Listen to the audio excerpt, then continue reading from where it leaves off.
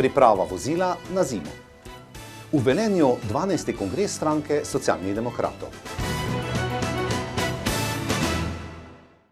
Cenjene gledalke in gledalci, tudi tokrat vam v oddaji Dogodki prinašamo zanimivosti sveta ob Muri. Prijetno počutje ob spremljanju našega programa. Zimske in hladne razmere na cestah za marsikoga pomenijo večji strah in stres. Da bomo med vožnjo sproščeni ter pozorni na druge udeležence v prometu, nam lahko v veliki meri pomaga ustrezna priprava vozila na nove zimske razmere. November je čas za zakonsko določeno menjavo pnevmatik na vozilih.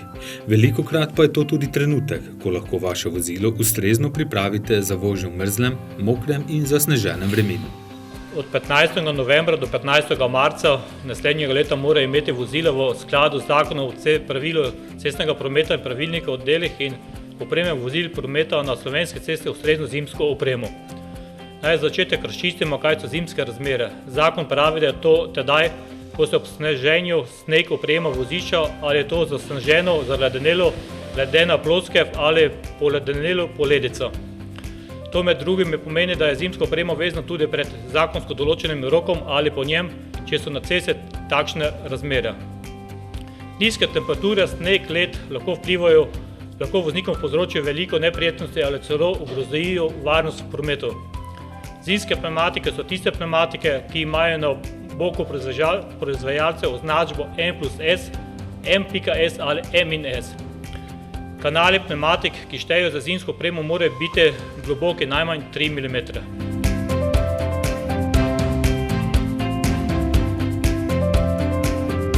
Pred vožnjo v zimske razmere tudi vedno poskrbite, da bodo stekla in vzvratno gledalo očiščeno in da se med vožnjo ne bo raztresal led, sneg, voda in druge snovi.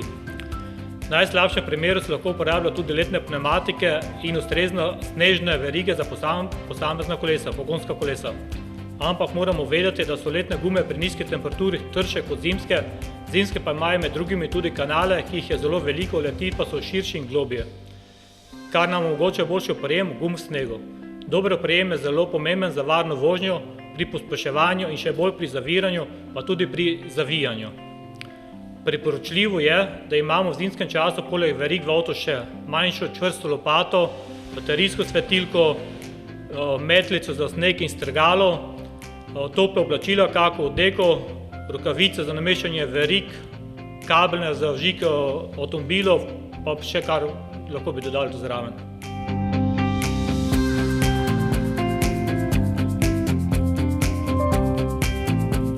V zimskih razmerah je treba temu ustrezno prilagoditi vožnjo. To pomeni voziti bolj previdno, več previdevanja in bolj počasi.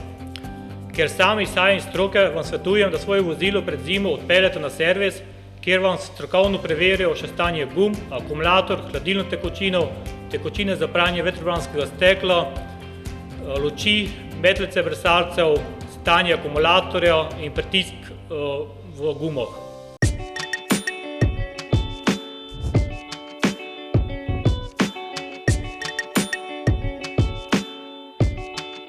V zimskem času je tudi fajn, naprimer, ko se optika pregleda.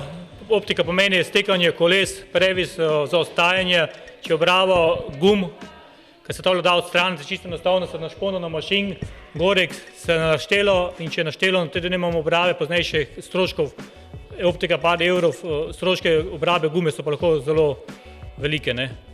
In to priporočam tudi pri vsake, bilo kje se kak zadene, kak je ležeči policaj ali kak je robnik, da se da preventivno preveriti, saj ni potrebno vedno staviti, da se tam preveri. Je zelo priporočljivo.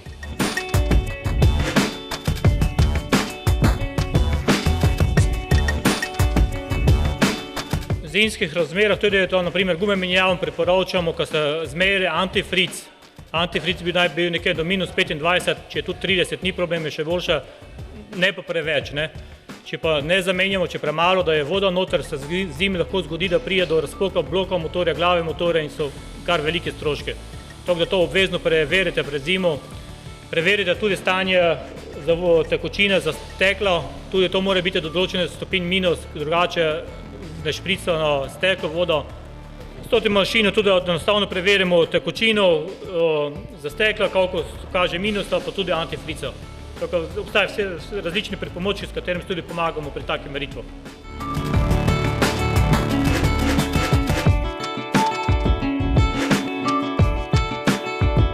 Za konec vam želim predvsem varno vožnjo in čim manj nevšečnosti pri vožnji.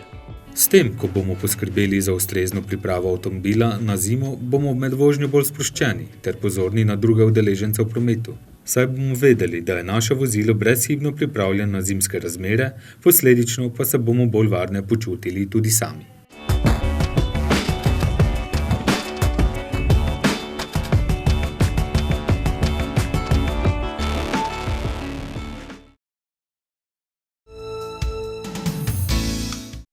Na 12. kongresu socialnih demokratov v Velenju sprejeli programska izhodišča za prenovo v levo in zeleno. V Velenju je potekal 12. kongres stranke socialnih demokratov. V Rdeči dvorani se je zbralo skupno 700 udeležencev kongresa, okrog 300 delegatov stranke SD, pa je soglasno potrdilo programska izhodišča za prihodnost. Z njimi stranka pričenja proces programske prenove v levo in zeleno, ki temelji na 3 postavkah: socialnem, zelenem in razvojnem. S tem pa želijo tako stranko kot skupnost organizirati za upravljanje velikih sprememb.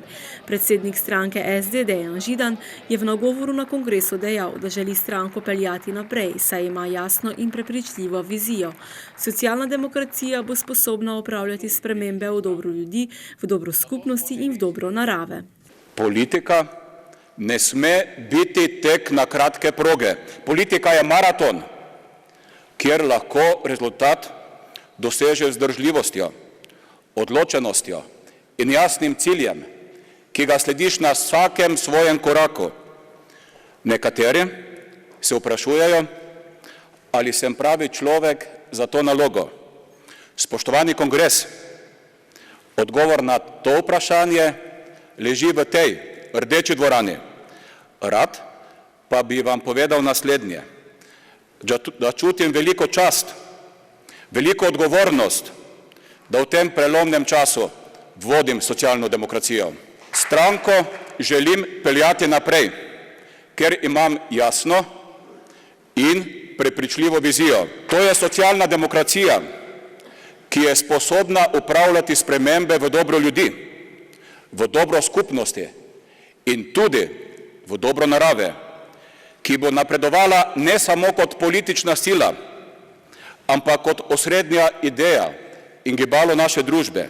Danes bomo s polemično, verjetno tudi kritično razpravo definirali ključne odgovore na vprašanja, ki so pred nami. Prvič, na tem kongresu tovarišice in tovariši bomo naredili 2 koraka. Premik v zeleno, ker brez učinkovitega boja zoper podnebno in okoljsko krizo so ogrožene vse naše vrednote, od svobode, solidarnosti, pravičnosti in tudi miru, ter premik v levo, ker je neoliberalni kapitalizem z izkoriščanjem človeka, družbe in okolja postal največji problem. Saj svet pelje v okoljsko, gospodarsko, socialno, politično in tudi varstveno krizo. Identificirali bomo ključna tveganja prihodnjih desetletij.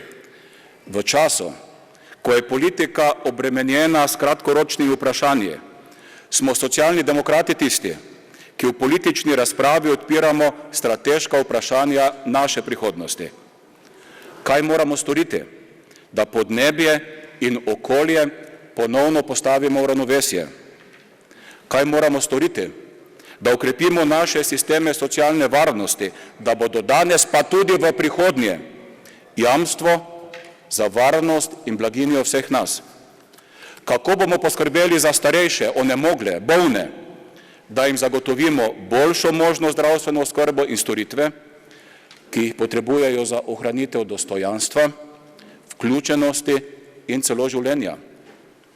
Kaj moramo storiti, da trajnostno okrepimo naš razvoj, povečamo dodano vrednost in produktivnost, saj samo tako bomo lahko povečali tudi plače, pokojnine in blaginjo vseh nas. In kaj moramo storiti, da bodo velike tehnološke spremembe povzročili korist za vse, in da zmanjšamo grožnjo naši varnosti in naši zasebnosti. In kako danes s svojimi odločitvami poskrbeti, da se Slovenija usmerja v zgled urejene, uspešne, povezane in solidarne družbe. V luči vseh teh izzivov se moramo še bolje povezati in bolje organizirati. In zato bomo z novimi digitalnimi orodji poglobili notranjo demokracijo, da bomo lahko hitreje od spodaj navzgor sprejemali odločitve pri pomembnih vprašanjih. Želimo razvijati partnerstvo s sindikati, nevladnimi organizacijami, s katerimi nas povezujejo skupne vrednote in tudi skupna prepričanja. Želimo živeti v državi, kjer pozornost politike ni namenjena le kratkoročnim potezam, temveč resničnim interesom ljudi in države, ki ne segajo do naslednje ankete, ampak daleč v čas naslednjih generacij. Kongresa so se udeležili najvidnejši predstavniki stranke SD ter številni gostje. V izjavi ob robu kongresa pa je predsednik Židan izjavil, da je stranka pluralna, da so v stranki ambiciozni ljudje in s tem zavrnil očitke na svoj način vodenja stranke. Evropska poslanka in podpredsednica stranke SD Tanja Fajon pa verjame, da je prava smer stranke z Židanom na čelu. Jaz sem zelo vesela in ponosna, da se socialni demokrati dela in odgovornosti danes lotevamo zelo resno, nikoli ni prepozno, ampak če pogledamo, kako se Slovenija, Evropa, svet naglo spreminjajo in kakšni so izzivi, da danes vse vodilne države pravzaprav v ospredje postavljajo zeleno politiko, razvoj, trajnostno politiko, digitalno industrijo, je to tista usmeritev, ki je ključna tudi za Slovenijo. In socialni demokrati tu prevzemamo vodilno vlogo. Zelena razvojna politika ni politika konzervativcev. Pred dnevi je to dokazal Donald Trump, ki je napovedal, da bo izstopil iz pariškega podnebnega sporazuma. 11.000 znanstvenikov nas opozarja, da imamo izredne podnebne razmere. Tudi v Evropskem parlamentu smo sklenili, da bomo pred vrhom v Madridu pozvali, da Evropski parlament razglasi izredne podnebne spremembe. Poslušamo glas mladih in ravno mladi so tu na kongresu ustanovili in pozvali k zbiranju podpisov za zeleni okoljski forum znotraj socialne demokracije. Torej zavedamo se odgovornosti, izbiramo cilje, ki jih bomo uspeli uresničiti. Zdaj je čas za nek širši politični konsens tudi v naši državi in jaz upam, da bomo iskreno, pošteno in odgovorno te cilje tudi kot stranka uresničevali. Imamo dolgo zgodovino, imamo tradicijo, smo seveda tudi politična stranka kot vsaka stranka napak, ampak jaz iskreno verjamem, da če delamo napake, smo sposobni se tudi spreminjati, nekaj naučiti iz tega in seveda spreminjati na bolje. Najvišji predstavniki stranke SD, vodja poslancev Matjaž Han, predsednik konference stranke Milan Brglez, ministra Jernej Pikalo in Zoran Poznič pa so v svojih razpravah izpostavili, da v SD-ju želijo v družbi med drugim začeti z razpravo o nujno potrebnih investicijah, ki jih država potrebuje za spremembe na področju energetike in vzpostavitev trajnostne mobilnosti. Med bistvenimi postavkami razvojnega paketa pa so poudarili povečanje sredstev za znanost in razvoj ter tudi osrednje mesto kulture v slovenski družbi. To želijo podpreti tudi z gradnjo nacionalne, znanstvene, izobraževalne in kulturne infrastrukture. V SD podpirajo okrepljeno razvojno vlogo države, tudi s pomočjo podjetij v državni lasti, ki imajo možnost in nalogo biti družbeno odgovorna in presežke svoje dejavnosti vlagati tudi v raziskave in razvoj. Hvala za vašo pozornost, spoštovani gledalke in gledalci. V pričakovanju, da boste še naprej ostali v naši družbi, vam želim vse dobro in srečno do novega snidenja.